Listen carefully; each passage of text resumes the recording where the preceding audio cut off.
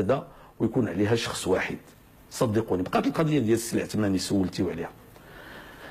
القضيه ديال السي العثماني يعني هي واحد الحاجه بطبيعه الحال كانت مؤلمه بالنسبه للعداله والتنميه. السي العثماني هو رئيس المجلس الوطني ديالنا، الامين العام السابق، واحد من الرموز ديالنا، انسان يحظى بالاحترام والتقدير من قبل الجميع. هذا السيد هذا ما كانش مطروح كاع، ما كانش مطروح، ويديك جات ظروف. شكون اللي طرحها السي عبد العزيز كيران؟ بلاتي هذا ماشي سؤال، هذا ماشي سؤال. واش انتم ولا الطرف الاخر؟ واش انتم ولا الطرف الاخر؟ خليني نتكلم، ما كاينش طرف اخر، كلنا طرف واحد. كنقصد حزب التجمع الوطني للاحرار، واش انتم كرئيس الحكومه ولا حزب التجمع الوطني للاحرار؟ شكون اللي طرح هذا الخيار هذا؟ السي يونس، راه حنا كنتكلموا في السياسه ديال البلاد. نعم. وراه السياسه ديال البلاد فيها مصالح كبرى واستراتيجيه. ما اختلفناش، اسمح لي وفيها صلاحيات محدده في الدستور، وفيها احترام ومنطق. ولهذا لما تطرح السي سعد الدين العثماني توقفات المشاورات مده، توقفات مده،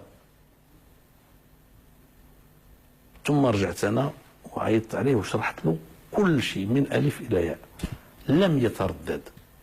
ما كرهوش تشرح لنا لحظة واحدة. نعم. الله يهديك. لم يتردد لحظة واحدة في اعتبار الوقت يدايم التقدير الذي قيل وقبول أن يغادر الحكومة تقديرا منه لمصلحة البلد.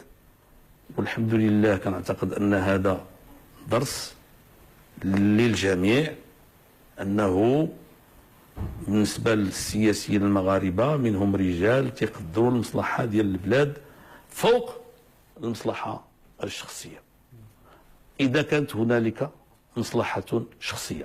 والمهم هو التقدير. وكتعتقد دابا السي سعد الدين العثماني انتهى. سعد الدين العثماني نقول لك بالحمد لله بالاستقامة ديالو والأداء ديالو، لأنه il n'a pas de mérité.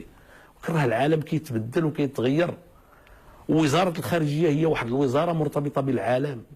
خص الانسان يكون ماشي ضروري حتى نبدا نقول لكم التفاصيل ديال التفاصيل، الانسان يكون تيفهم وتيستوعب الاشكاليات، واللبيب بالاشاره يفهموا.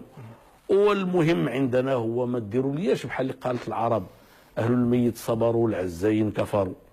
هو قبل وكان ممكن يجي في الحكومه في منصب اخر، ولكن احنا جميع قلنا الكرامه ديال السي، الشيء اللي قلت ان تحفظ له كرامته، الكرامه ديال السي سعد الدين العثماني كان وزير الخارجيه. كتعرفوا في الترتيب ان وزاره الخارجيه كتجي في المرتبه الثالثه ولا الرابعه، ليس من الطبيعي ان يرجع الى مرتبه اخرى. ومع ذلك واحد اللحظه انا قلت له شوف سعدي، الا كنتي انا كاين واحد البوست عندي بالنسبه لي مهم انك تكون فيه، انت غتعطي واحد الدفعه جديده. نقدروا نعرفوه انت لا ما نقول لكمش ان بوست غتعطي فيه واحد الدفعه، واخا هو ماشي في المستوى ديال البوست اللي كنتي داير، وكنا قربنا باش نتوافقوا.